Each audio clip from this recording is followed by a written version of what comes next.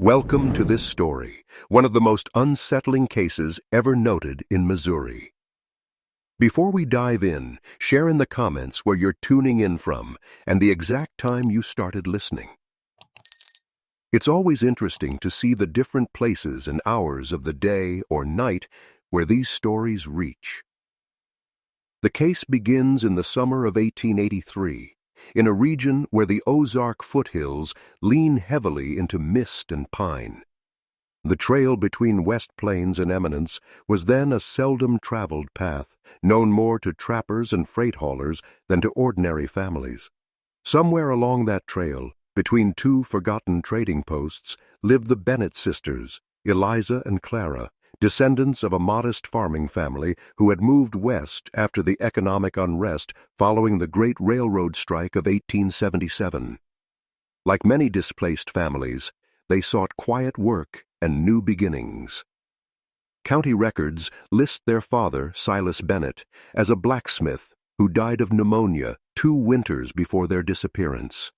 After his death, the sisters continued living alone in the modest homestead near Current River, about a day's ride from the town of Birch Tree. Neighbors described them as quiet, polite but cautious, and often absent from Sunday gatherings. The first known mention of anything strange comes from a June 1883 entry in the Shannon County Ledger, where a trader named Amos Keene wrote of finding the Bennett wagon half buried in mud, wheels still turning, the mules gone. He assumed they had sought help or shelter from a storm that had rolled through 2 days earlier. Yet when he returned with others, the sisters were nowhere to be found. A local constable, Henry Tolliver, filed the initial missing persons report. His handwriting, now barely legible in the surviving transcript, mentions disturbances near the property, tracks of more than 2, and evidence of struggle. Strangely, no valuables were taken, and the home remained untouched, save for a broken oil lamp and an open Bible on the table. Witnesses recalled hearing hollers like a woman calling from the ridge during that week, though the accounts differ. Some said it was the wind, others claimed it was 2 voices, then 1. What seems certain is that by the first week of July, all traces of the sisters vanished.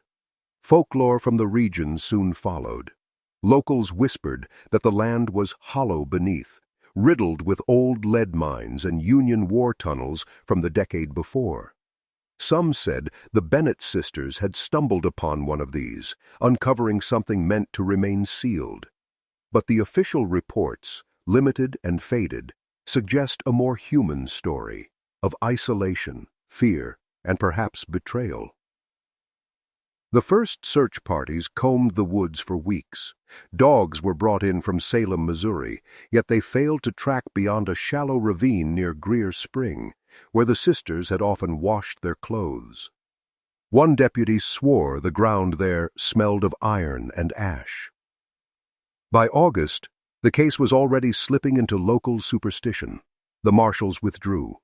A storm washed away the Bennett property road, and soon people began referring to it not as a disappearance, but as a vanishing, a word that still appears in regional almanacs of unexplained events. But something remained, an object found near the riverbank, wrapped in waxed cloth and bearing initials no one could quite make out. The object was a small ledger, its pages softened by water, but ink still faintly visible. It was discovered by a trapper named Elias Morton, who brought it to the county office in Winona. The handwriting inside alternated, one slanted and deliberate, likely Eliza's, and the other lighter, with looping cursive that matched what the schoolteacher later confirmed was Clara's hand. The entries began mundanely enough: weather notes, lists of livestock, and the names of neighbors who owed their father work debts. But as the weeks neared June of 1883, the writing changed tone. Phrases such as, "They come by night," and "light beyond the ridge" began appearing. In one passage, dated June 17th, Clara wrote, "Eliza says the voices carry in the wind, but I heard steps, 3 of them, on the gravel. Constable Tolliver's report mentioned this ledger only briefly, dismissing it as likely the product of fear or imagination. Yet, according to a later statement by the clerk who processed it, several pages were torn out before the book was filed. Those missing sheets were never recovered, and the surviving record ends with a final unfinished line. "We have locked the door, but it still scratches." Rumors grew quickly. Children in nearby Birch Tree claimed to see candlelight flickering in the Bennett house long after the sisters were gone. A farmer named Lewis Crane testified that he found freshly baked bread cooling on their window ledge 2 days after the search party had passed. Another woman, Mrs. Abigail Trent, swore she saw someone, pale as a cloud, standing by the well before dawn.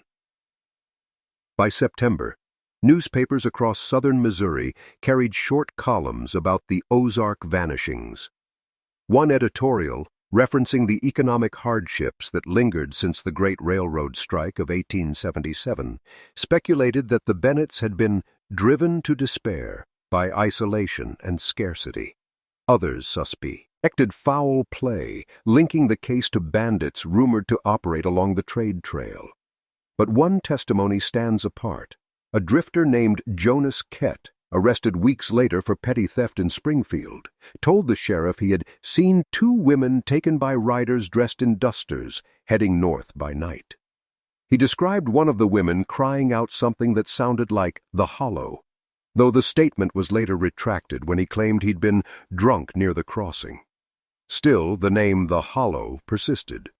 Old miners claimed it referred to a sinkhole region about 6 miles from the Bennett property, filled with shafts from abandoned war-era tunnels. Locals said sounds echoed there, even when no one was near. In early October, a team of volunteers entered the area, carrying lanterns and ropes. They reported narrow corridors lined with soot and a smell like sulfur or gunpowder. At the lowest chamber, they found remnants of fabric, cotton, pale blue, and a comb engraved with initials that appeared to read CB. A watchman later sealed the mine entrance, declaring it unsafe, though no formal closure was filed in county records. By the winter of 1883, snow buried the homestead. Only the roofline remained visible, and from that point on, no one lived again on that land. The Bennett sisters became not a case, but a legend. An unquiet question on the edge of Missouri's memory. When spring came in 1884, the Bennett property was sold off quietly to a man named Hiram Doss, a former Union quartermaster who had returned to the Ozarks after years abroad. Doss paid less than half the land's value and took immediate steps to dismantle the house, using its wood for fencing and outbuildings. But within weeks, his hired men refused to continue. One of them, Earl Latimer, gave a statement years later that still survives in the county's archives. "There was something under them stones," he said, "like it had been burned, but not by fire." He refused to elaborate, claiming he'd seen the ground move. His deposition ends with the phrase, "We covered it back and left it to rest." Around that time, the county physician, Dr. Leland Morse, reviewed the case again. His notes, recovered decades later from the Shannon County Records Vault, mention unusual mineral discolorations in the soil near the Bennett site, traces of lead and arsenic, which he believed may have seeped from old mining shafts. Morse theorized that the sisters could have been poisoned by groundwater contamination, perhaps hallucinating in their final days. It was the only rational explanation ever offered in writing. Yet the locals did not accept it. "No well ever drove off a soul," said Reverend Samuel Roach, who kept a diary of parish matters that year. His entry for April 2, 1884 reads, "The house stands hollow. Wind moves the curtains as though breath still there." Parishioners begged him not to perform a blessing on the site. He did so anyway, and within a month his church barn was struck by lightning. That coincidence sealed the Bennett land's reputation as cursed. Meanwhile, fragments of testimony continued to surface. In June 1884, a peddler named Thomas Belker claimed he'd sold sewing thread and lamp oil to two women answering their description in a camp along the Current River, the miles from the original property. His account might have been dismissed, but he described Eliza's left wrist wrapped in a cloth bandage, a detail recorded in the original missing notice. Sheriff Tolliver organized a new search. Canoes followed the Current River down to Van Buren, stopping at every riverside camp. They found no sign of the sisters, but several witnesses recalled hearing singing in twin harmony on still nights. The sound carried faintly from the wooded bluffs. This renewed hope brought the case back into the papers. The St. Louis Globe-Democrat ran a small column titled "Mystery of the Ozarks: The Bennett Girls Yet Unfound." The article compared the case to other disappearances of the era, hinting that post-war drifters or deserters may have targeted isolated women. It mentioned once again the social fallout of the 1877 strike, when lawmen and workers alike left rural towns in disarray. But to those who lived nearby, it was no longer about crime or coincidence. It was about silence, how the trails themselves seemed to resist being crossed, as if the land wanted its story buried. The Bennetts had vanished into that silence, leaving behind not ghosts, but a space no one could quite fill. By the fall of 1885, the Bennett case had settled into the rhythm of rumor, neither solved nor fully forgotten. Families who moved into Shannon County avoided mentioning it by name, referring instead to the Trail Women or the Hollow Sisters. Their story drifted through campfire talk and Sunday suppers, always changing slightly but keeping one constant: the sense that the Ozark Trails could swallow people whole. One of the few official revisitations came that October, when Deputy Marshal Byron Fitch reopened the file after a new set of skeletal remains was uncovered near 11 Point River. The bones were partial, no skull, no hands, and found interlaced with strips of faded calico fabric. Fitch believed they could belong to either Eliza or Clara. However, Dr. Morse, the same physician who had previously studied the soil samples, concluded the remains were much older. His margin note reads, "Age inconsistent. These are from before 70, likely wartime dead." This reference to wartime stirred local historians' interest, particularly because southern Missouri had been riddled with guerrilla skirmishes during the Civil War. In those years, makeshift tunnels and hideouts were carved deep into the Ozark limestone. The same network thought to run beneath the Bennett's land. Some speculated that the sisters' disappearance was connected to these forgotten passages, that they might have stumbled into a cave used by deserters or smugglers, still operating years after the war's end. Reverend Roach's replacement, Pastor Merritt Dunn, began keeping a detailed journal of his congregation's accounts. One entry, from December 1885, describes a widow named Mrs. Althea Judd, who confessed to hearing women speaking low under the roots while drawing water from her well. Dunn's handwriting, tidy and measured, ends the passage with a curious note. Voices ceased when hymn was sung. At this point, the case entered its second life, that of folklore investigation. Local newspaperman Edgar Macabre, who had a fascination with lost persons, published a serialized report titled "The Vanishing over the Ozark Trails." His accounts drew from testimonies, constable logs, and even regional superstition, presenting the story as a moral fable on isolation and the dangers of unescorted travel. But Macombe's work contained a detail no official file had mentioned: that one of the Bennett sisters was seen near Railway Camp No. 3, where crews still worked on extending freight lines through southern Missouri.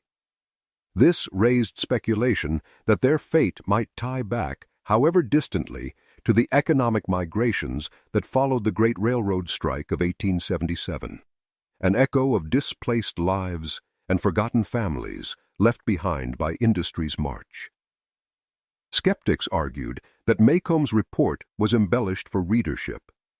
Yet several workers from that same camp confirmed that two women had briefly taken shelter near their supply depot, thin and frightened, asking the way to Houston. After that, nothing. The story lingered on the threshold between fact and myth. In letters and ledgers, the Bennetts were listed as deceased. In whispered talk, they were something else, a warning. Travelers along the trail claimed that, in the still of late evening, a faint lamp could be seen swaying in the pines, moving steadily eastward before vanishing altogether. In the spring of 1886, a surveyor's team from Howell County was assigned to chart new postal routes through the Ozark interior. Among them was a young draftsman named Walter Crane, who later provided one of the most detailed observations connected to the Bennett story. His field journal, recovered in fragments, described an encounter near a collapsed ridge west of Birch Tree. He wrote, "The ground shifts under the feet like walking over a buried room. A hole there once, framed by old oak roots. Someone bricked it up, poorly." Crane noted remnants of an old camp nearby, a rusted cooking pot, shards of mirror, and what he believed to be a woman's button made of bone. He turned these over to the county registrar, but the artifacts were misfiled and only rediscovered decades later during a courthouse renovation. The surveyor's find renewed official curiosity for a brief time. Deputy Fitch, still on the force, led a small excavation under supervision of Dr. Morse. Their report was restrained but unsettling. Beneath the bricked section, they found not bodies, but a hollow chamber lined with clay, containing traces of fire, charcoal, blackened stone, and fragments of tin marked with initials EB and CB. There was no sign of habitation, only a half-melted kerosene lantern and what the doctor described as scratched markings, resembling letters on the interior wall. In one account of the report, Fitch wrote, "The chamber was no accident. It was made, then sealed, as though meant to be kept." That sentence was later underlined in red by an unknown archivist. Locals, when questioned, told their own versions. One miner recalled that the Bennetts had come asking about cave salt, the mineral powder once harvested for preserving meat in isolated farms. Another said they'd been seeking refuge from a thing following them from the trails. No two stories matched. Yet around the same time, the Ozark rail expansions brought more outsiders through the region. Workers passing through claimed to have heard women's voices singing down in the sinkholes, which they dismissed until one night, according to a letter written by a foreman named Miles Dorn, the ground itself let out a moan like wind through iron pipes. The men fled the site, refusing to return until daylight. The county shut down further digging near the Bennett tract after that. In the official ledger, the reason was listed blandly as unstable terrain. But several correspondences between Morse and Fitch suggest a deeper concern that the fires once found below had been recent, not remnants from years past. Even in its brief revival, the investigation collapsed under superstition and silence. When Crane, the surveyor, revisited the spot months later, he found it sealed once again, this time with heavy stones and marked by a cross carved crudely into the dirt above. A final note from his journal reads, "Someone wanted them remembered, but not found." By 1887, the story of the Bennett sisters had begun to attract those with a different kind of curiosity: amateur spiritualists, journalists, and drifters who believed the Ozarks held traces of otherworldly phenomena. While most locals resented the attention, it ensured the tale never faded completely from the public mind. The earliest of these investigators was a St. Louis pamphleteer named George Winslow Pratt, author of Frontier Apparitions and American Hauntings.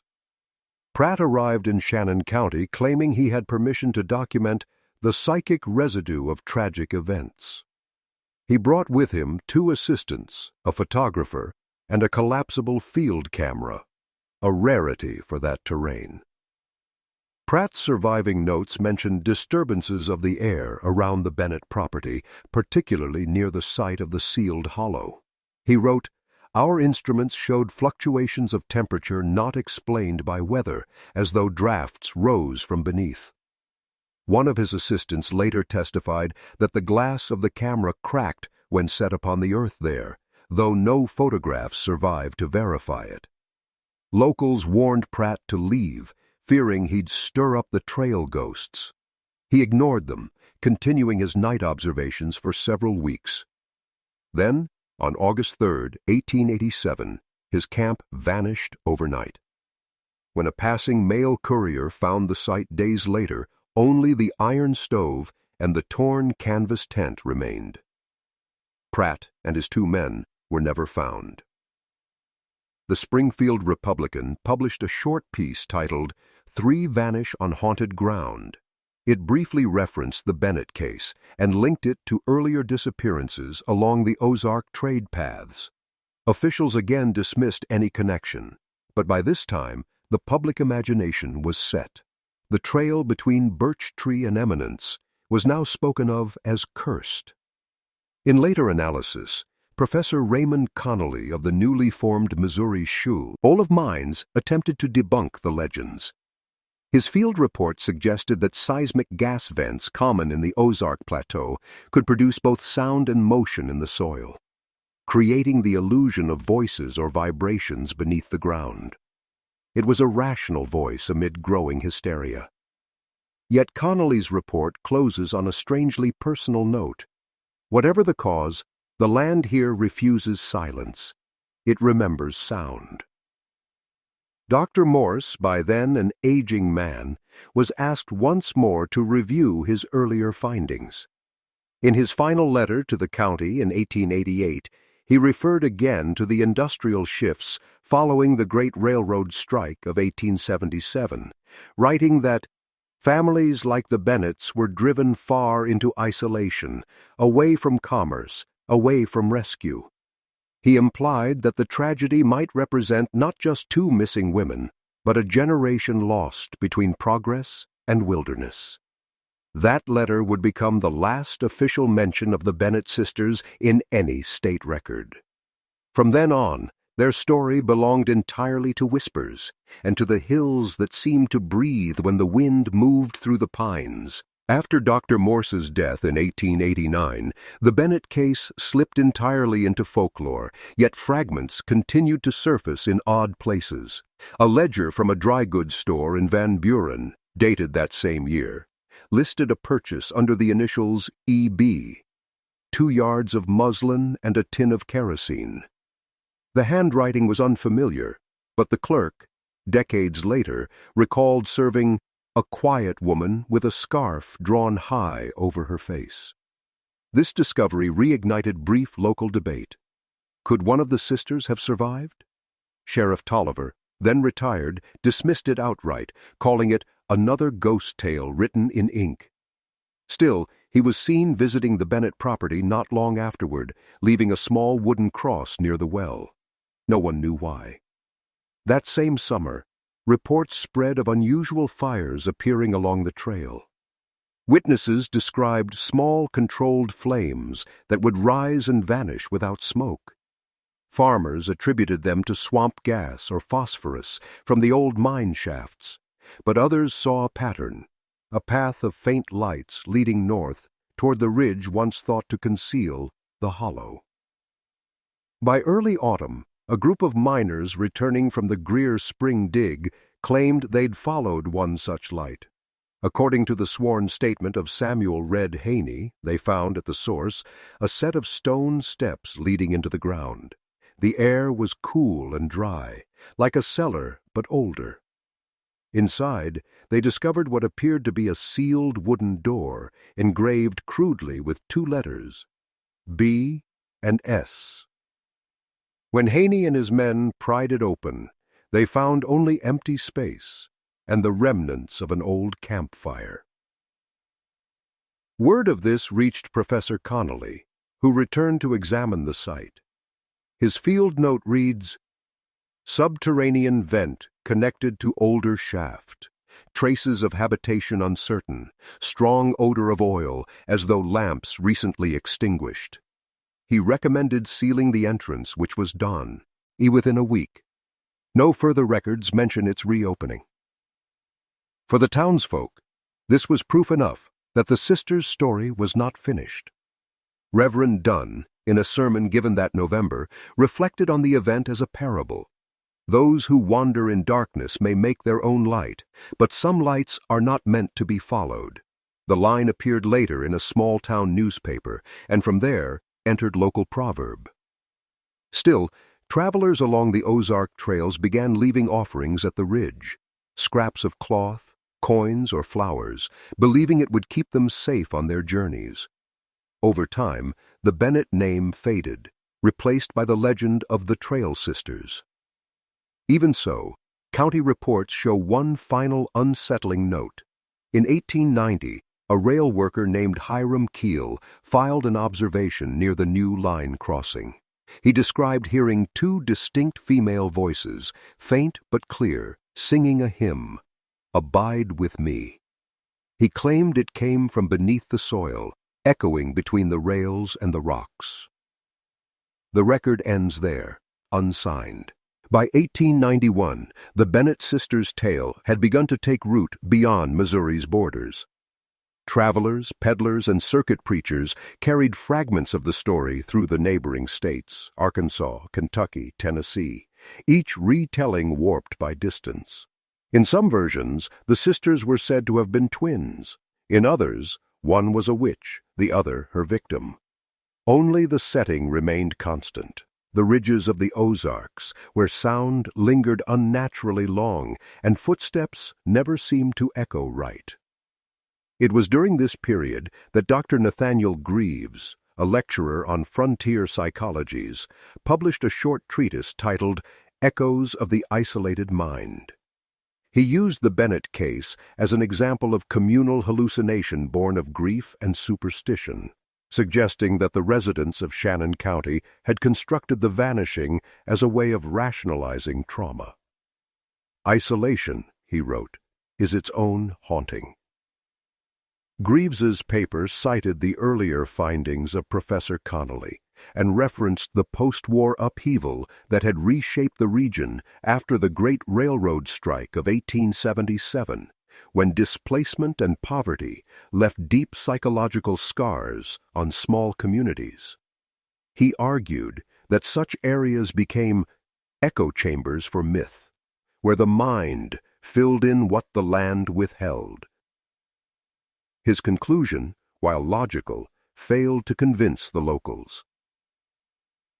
In the same year, a letter surfaced from Abigail Trent, the woman who, years before, claimed to see a figure at the Bennett well.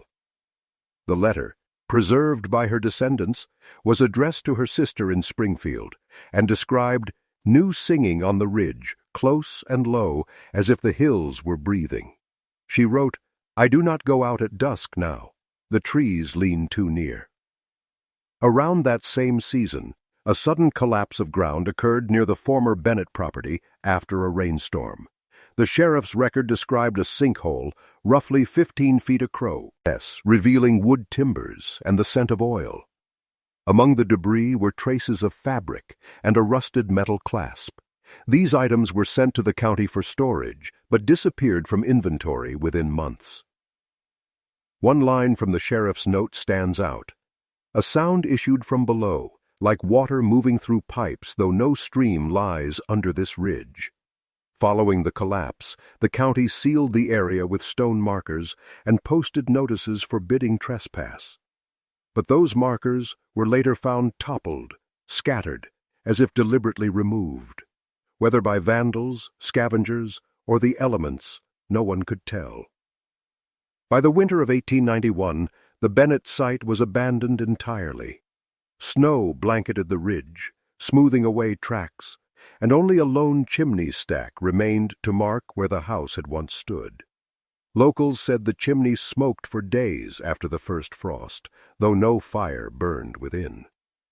When Reverend Dunn visited that winter to record what he called a place of unfinished prayers, he wrote a single entry in his Bible margin: "Whatever was lost here has not stopped searching for its way back." In 1892, a traveling journalist named Luella Harkness arrived in West Plains after hearing the story of the Bennett sisters from a rail conductor. She was known for her serialized investigations into rural disappearances and spent several months interviewing townsfolk, miners, and surviving officials.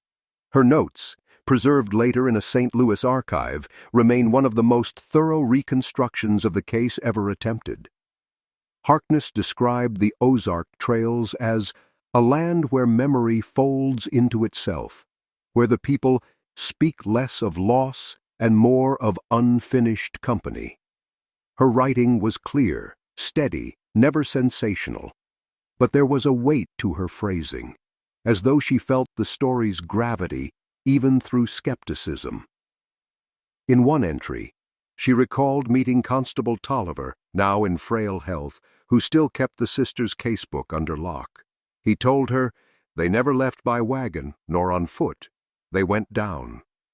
When she asked what he meant, Tolliver said only, "Some places don't stay buried." Harkness's inquiries uncovered a small but curious pattern. In the months preceding the Bennett's disappearance, several shipments of lamp oil and blasting powder had been purchased under fictitious names and delivered to the trading post nearest their home. The signatures varied, but the clerks swore all were in a woman's hand. Whether the sisters were experimenting with light or attempting to excavate something beneath their land, no one knew. Following this clue, Harkness sought permission to enter the sealed hollow area again. She was accompanied by a local guide, Elias Morton, the same trapper who'd first found the sisters' ledger years earlier. In her surviving account, she writes that the air inside the ridge was thick and still, smelling faintly of kerosene. They uncovered fragments of charred timber, perhaps the remains of the Bennett's wagon, and the corroded frole, aim of a lantern. Inside the lantern's glass was something she described as a residue that shimmered even in shadow. When she brought the sample to a chemist in St. Louis, the analysis found phosphorus traces, a substance known to ignite spontaneously when exposed to moisture. The chemist concluded it was likely mineral seepage, but Harkness noted how similar descriptions appeared in older mining reports from the area. Her article series, The Vanishing over the Ozark Trails, ran briefly in the St. Louis Dispatch, offering a rational view wrapped in melancholy. She proposed that the Bennetts had discovered something dangerous, possibly a hidden mine cache or vent, and that their disappearance was the tragic result of curiosity and collapse. Yet her closing line hinted otherwise. If death came upon them, it came quietly, without struggle, as if welcomed by the ground itself. Despite her measured tone, her writings rekindled the legend. Travelers began reporting faint blue glows along the trail at night, describing them as sister lights. Locals said the ridge had begun humming again when the wind blew north. Years later, an anonymous letter arrived at the dispatch office, addressed to Harkness. It contained only a small strip of water-stained muslin and the words, "We are where the fire went." By 1893, Harkness's series had spread far beyond Missouri, and the story of the Bennett sisters had taken on a strange dual life, half folklore, half unresolved case. Academics debated it in small journals. Traveling preachers used it as a cautionary tale about unnatural solitude. The Ozark Trails, once known for trade and timber, became a road few cared to travel after dusk. That same year, the Missouri Geological Survey dispatched an inspection team to the southern counties, following reports of unstable terrain. Among their findings was a note of interest: unexplained sinkage near Birch Tree area, site of former Bennett homestead. The brief mention was buried deep in an appendix, but the accompanying sketch map placed a large depression precisely where the sisters' cabin had once stood. The report stated, "Possible undermining by uncharted shafts.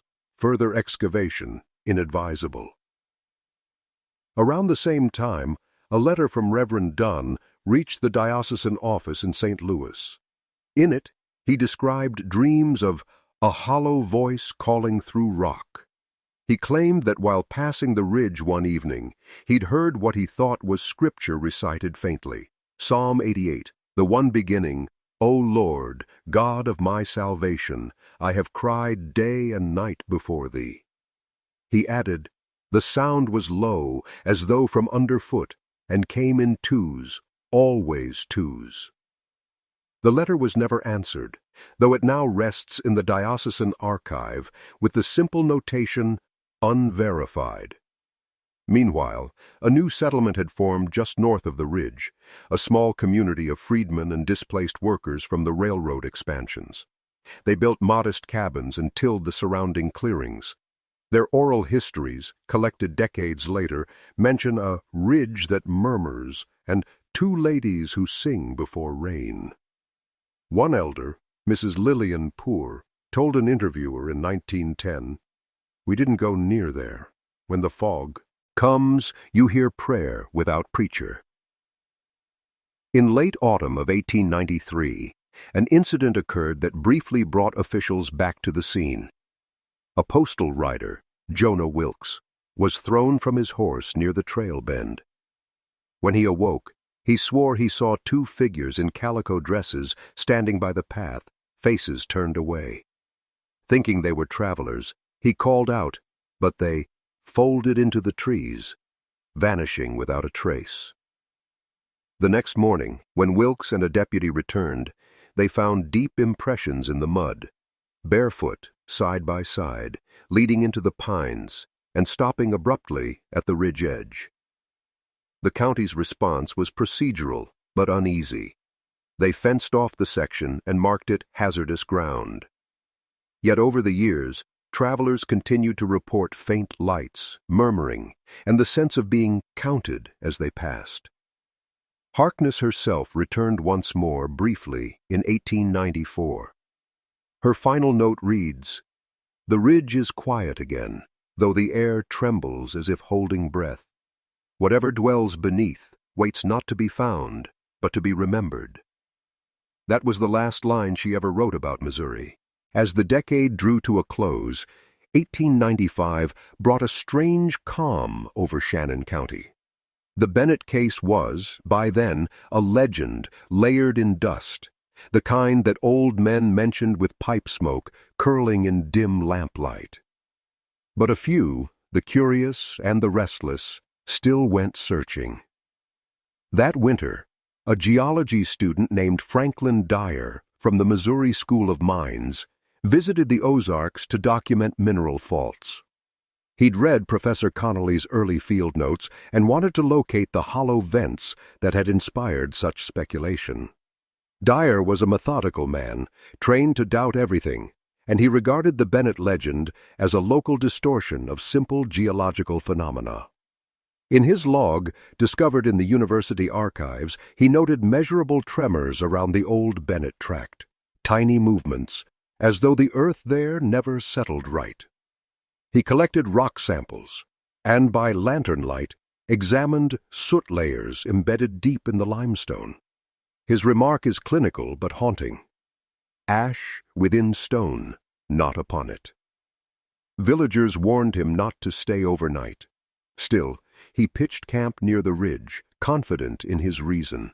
His last entry, dated February 12th, reads, "Low wind all evening, sounds beneath the frost, like water under glass." The next morning, a farmer found his camp deserted, the ground around it dusted with frost, except for a single circle of thawed earth. Inside that circle lay Dyer's boots and notebook. The authorities concluded he'd wandered off and succumbed to exposure. His body was never recovered. The site, once again, was sealed. It was around this same year that Mrs. Lillian Poor The freed woman elder who'd spoken of the ridge's murmurs described a recurring vision. Two shapes walking in morning fog, one taller, one with a bent head, moving together till the light broke through. Her grandson later recounted how she refused to speak near the ridge again after that. Records from 1896-97 show a decline in settlement near the area. Trade routes shifted westward, and the old Ozark Trail faded from maps. What had once been the Bennett homestead became overgrown scrubland. Only the chimney stack remained, its bricks moss-darkened and leaning. In 1898, an archivist named Jonas Leary compiled surviving accounts of the case into a county pamphlet, Disappeared in the Ozarks. His tone was skeptical but respectful, referring to the Bennetts as victims of a land too old for its own telling. He included one drawing from local recollection: two women standing by a stone well, heads turned toward a valley filled with mist. Leary's closing note carries quiet resignation. The sisters are not lost to time, but to depth. What took them was not evil, but unseen. As the century turned, the Bennett site fell silent once again. But silence, in the Ozarks, was never empty. It held its own kind of voice, low and constant, humming through roots and rock. Those who lingered too long said the ground itself seemed to breathe. The new century arrived, but it brought no new answers. By 1901, the Bennett sisters' disappearance had slipped from official memory into the quieter realm of regional folklore, told mostly to children as warning or comfort, depending on who spoke it. Yet, like all persistent stories, it resurfaced when least expected. That spring, a small landslide near Greer Spring exposed part of a timber-lined shaft. County workers clearing the debris discovered several rusted tools, a pair of small shoes, and, most curiously, a kerosene tin embossed with the initials E.B.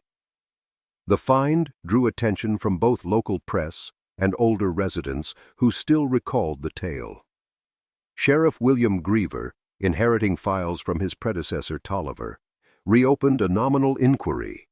For record's sake, Griever's log entry of April 17, 1901, is brief.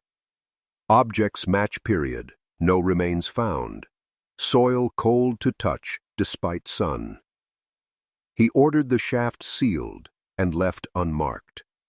But within days, residents began reporting faint flickers of light from the ridge at night, brief and distant, like reflections from lanterns. Around this time, Professor Connolly, long retired, wrote a letter to a former colleague reflecting on the old investigation.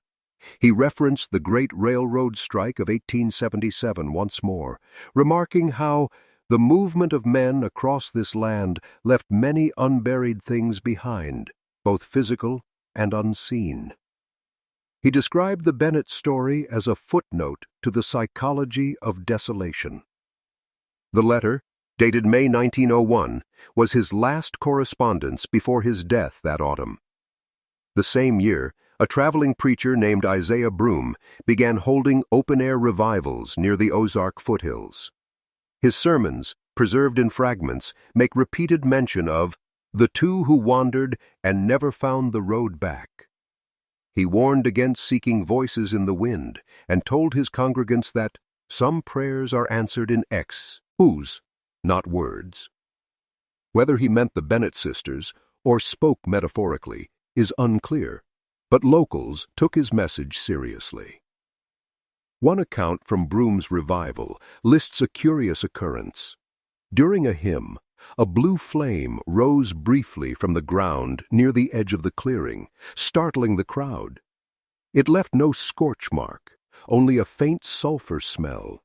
Several witnesses swore they heard a woman's voice within the song before it faded. By 1902, the region had grown emptier. The railroad bypassed much of the old trail. Commerce shifted eastward, and the Bennett land was officially struck from tax rolls. The forest reclaimed it inch by inch. A young botanist visiting from St. Louis described unnatural greenness there, plants blooming late, soil dense and oily, but rich. Before leaving, he wrote a final observation in his notebook. The ridge hums faintly in the heat, like wires singing though no wires run here. The echo of that note mirrored nearly every testimony before it. Whether through faith, fear, or science, all who came near the Bennett land agreed on one thing. It was not silent. It waited. By 1903, the old Bennett Ridge had nearly vanished beneath layers of ivy and thyme. Locals said the land had gone to sleep, though the stories never quite died. Every so often, travelers along the new rail's spur to West Plains reported an odd glimmer at night, like a lamp being carried steadily through the trees. Most dismissed it as swamp light or miners' lanterns, yet the sightings clustered in the same place where the sisters' homestead once stood. That year, a field engineer named Ernest Clay was assigned to survey a proposed telegraph line through the area.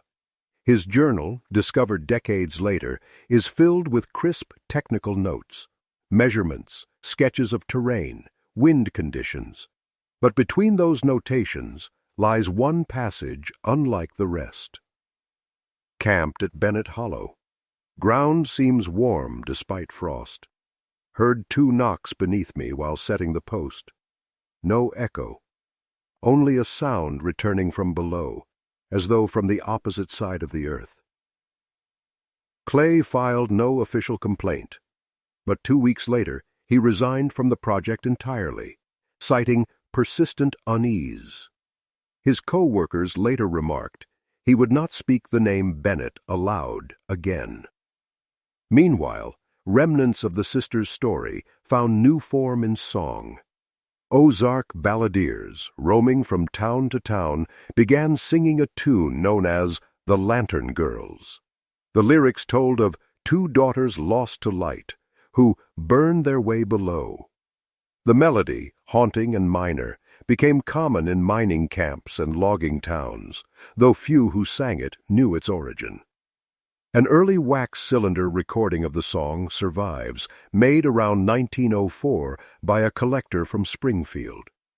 In the faint crackle of the recording, 2 female voices sing in unison, a detail scholars later found peculiar, as the collector's notes mention only one performer.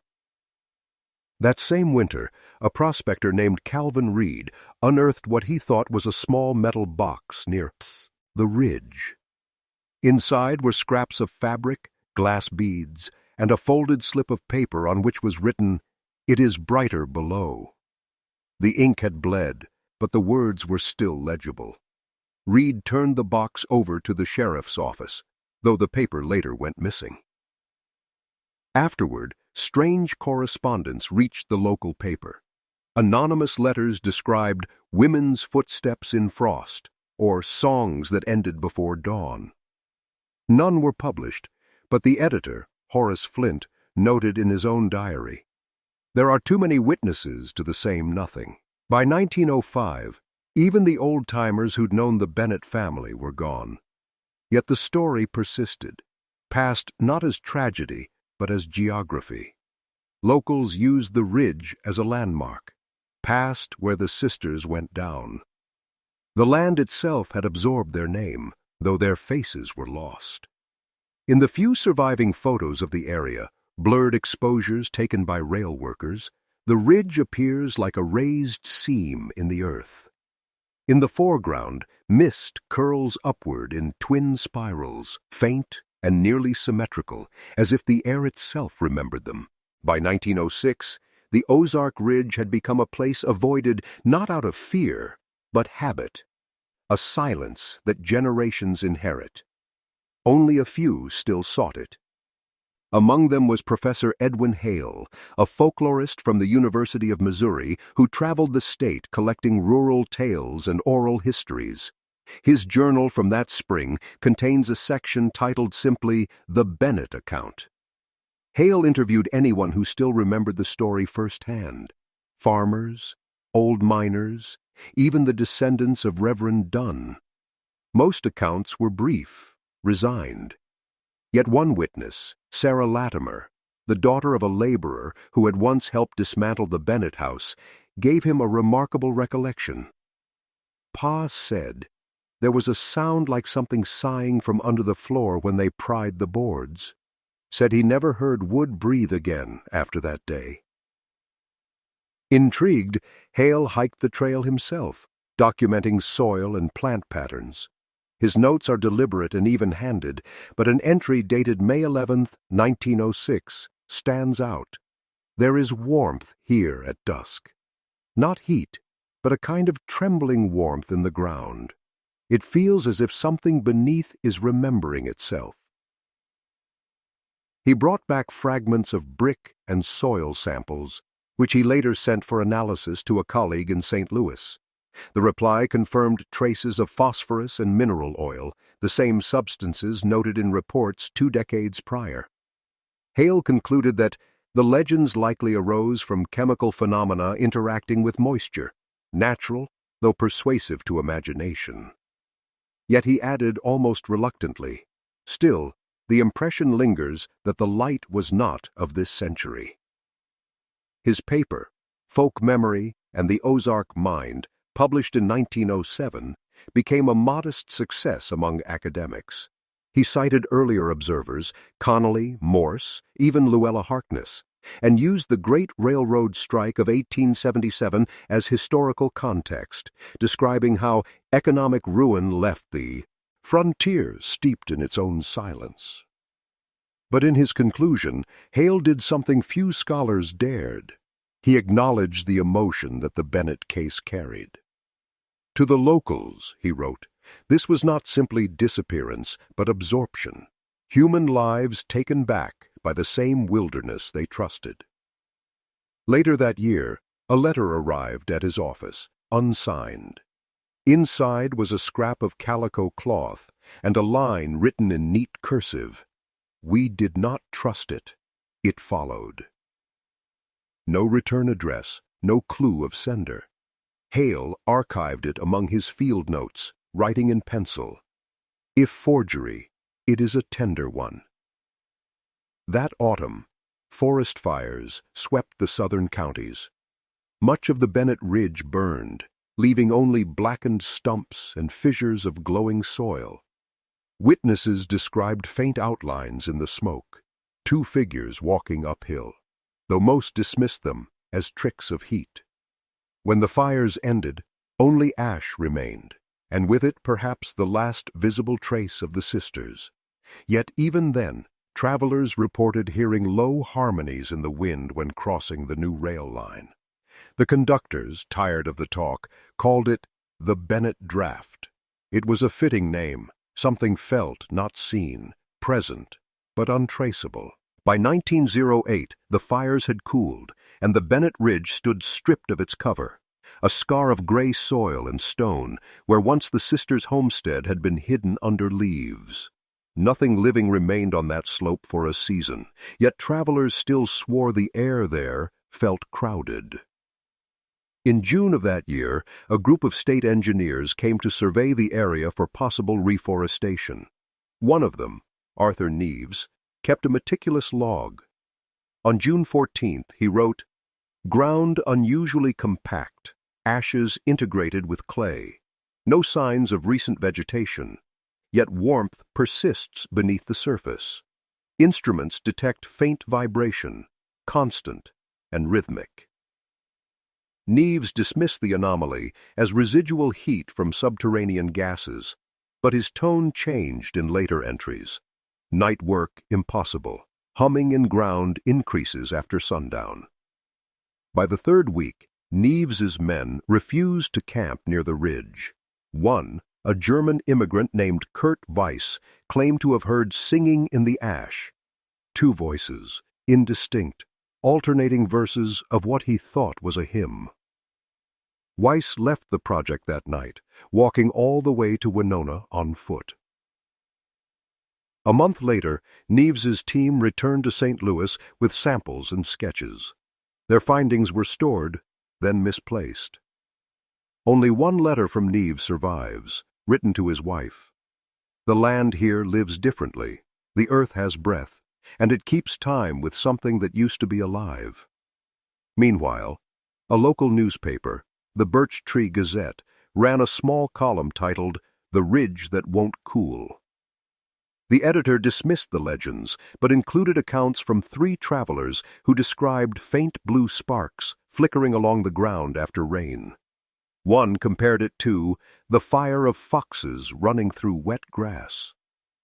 The state ignored these reports, but among locals it revived an old superstition. Women began leaving lanterns on window sills during storms.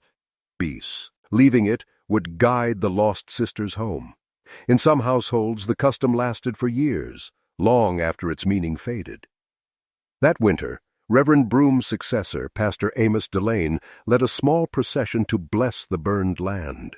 His notes, later found among church papers, read, "Ashes deep could not drive stake, said the prayer, but the ground gave back a sound, like a sigh through glass.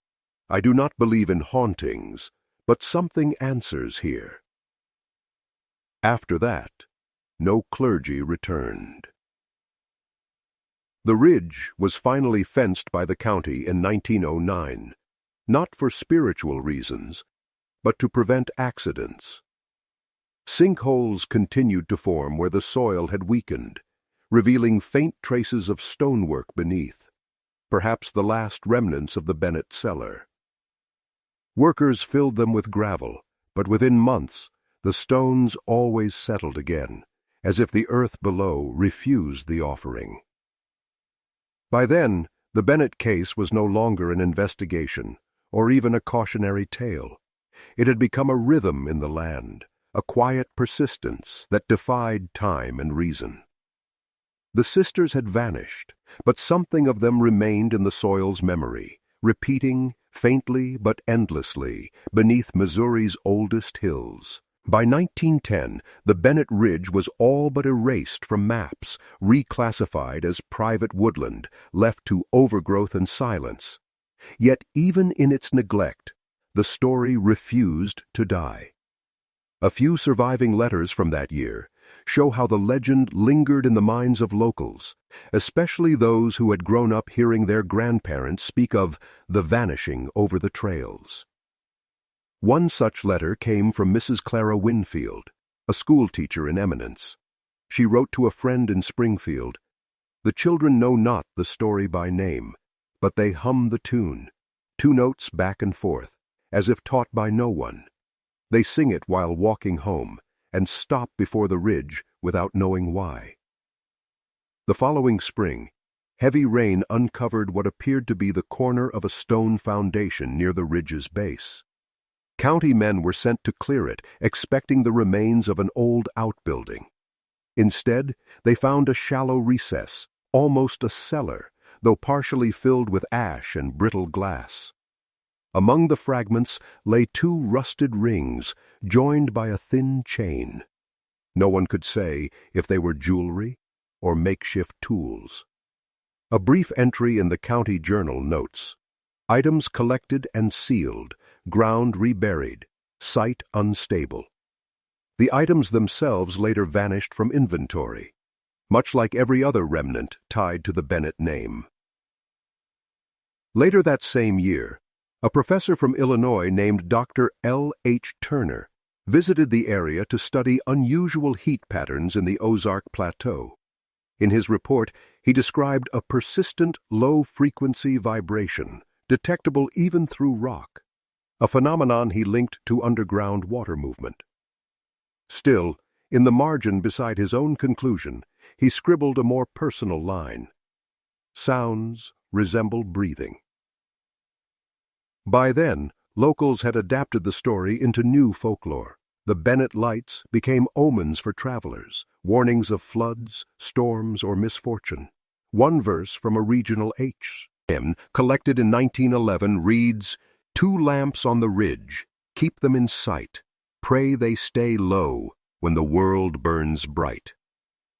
Meanwhile, the name Bennett faded from official use.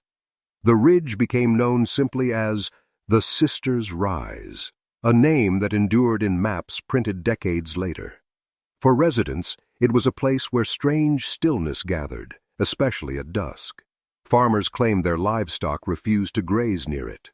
Hunters said gunfire sounded dull there, as though the air swallowed sound whole. In 1912, one of the last formal remarks about the site appeared in a letter from a county surveyor. Soil continues to warm unnaturally in winter. Best leave it be. No one questioned his phrasing. And yet, that same winter, a passing traveler reported seeing two faint figures walking abreast of the tree line, their lanterns glowing low. When he shouted, they turned toward him, and the lights went out. He told no one for a month. Then, after writing the account, he burned the page. Only the retelling of it survived, passed in whispers, like the song the children sang without knowing its source. By 1913, the Sisters' Rise had returned fully to wilderness, dense oak and red cedar closing over the ridge where ash once lay. Yet those who passed through spoke of a peculiar stillness, as if the forest listened more than it moved. The Ozarks were changing. Rail expansion brought new settlers, and with them came skeptics, loggers, and school teachers who treated the local legends as quaint relics. Still, the story of the Bennett sisters persisted like something lodged beneath the tongue, hard to name, harder to forget. In March of that year, a forester named James Cartwright was assigned to clear part of the old trail road for timber access. In his journal, one of the last primary records tied to the site, he noted the ridge's peculiar texture. Soil blacker than any I've seen, like cooled tar, and it clings to the boots. His men unearthed chunks of brick and glass among the roots. Most of the material was ordinary, but one piece stood out, a lantern lens etched faintly with the letters C.B. Cartwright kept the lens, later showing it to the county clerk in eminence. The clerk reportedly refused to log it, muttering, "That name has no end." Within a week, Cartwright's camp was abandoned, tools left, wagons half-loaded. The men claimed the ground shivered during the night, though there was no wind, no quake. The project was never resumed. That summer, Professor Hale, now elderly, returned quietly to the area. His final notebook, dated July 1913, was found years later in a family attic. The handwriting was frail, uneven, but the words were deliberate. "I came not to study, but to listen. The ridge does not speak aloud, but one feels its pulse, two beats, like footsteps." He left a sketch beside the note. Two faint silhouettes, side by side, descending into the slope. Beneath he wrote, "They walk where light becomes soil."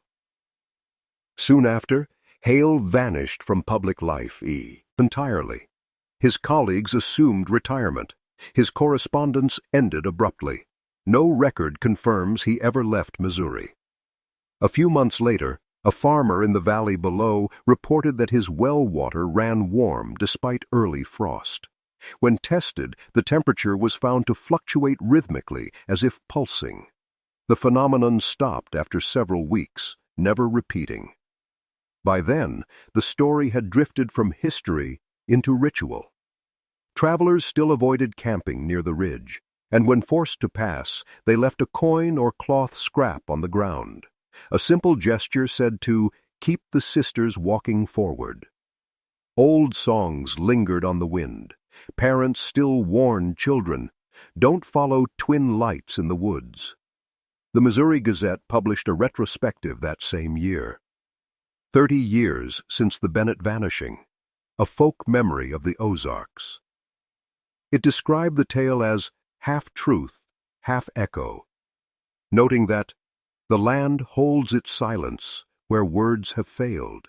In that silence, the Bennett sisters remained, not found, not forgotten, moving just beneath memory, somewhere along those misted Ozark Trails. By 1914, the Bennett sisters' story had reached its quietest form. No longer headline nor sermon, just a murmur that rose when wind passed through the high pines. The Ozark Trails themselves had shifted. The new roads bypassed the sisters' rise entirely. Maps marked it only as private land, though no deeds were ever filed. Travelers spoke of the hill as if it were still watching the roads it once bordered. In that same year, an archivist named Eleanor Pike, working in Jefferson City, stumbled upon a bundle of misfiled county papers. Among them was Constable Tolliver's original 1883 report, long thought lost to fire. The paper was brittle, nearly unreadable, but one passage stood clear under the lamplight. Heard two voices calling for help from the ridge. Could not tell direction, sounded near and far both. Dogs would not move forward. In the margin, a faint notation, added later by another hand, read, "Do not pursue at night." Pike, meticulous in her work, made a copy before the document was reshelved. She wrote in her notes, "It feels unfinished, as though the report waits for an answer that never came." The following winter, the county archive flooded, and Tolliver's file was lost again, this time permanently. That same season, a new generation of settlers arrived from Arkansas. They cleared parts of the lower valley but left the ridge untouched, claiming their animals grew nervous near the trees. A child of one of these families later recalled seeing two women standing together at dusk, facing the same way, their dresses moving though there was no wind. The century's end came and went for the Bennetts long before time itself forgot them. By 1930, only fragments of their existence remained. A ledger in a museum drawer, an unsigned letter in a university archive, a half-told hymn echoing faintly in oral collections.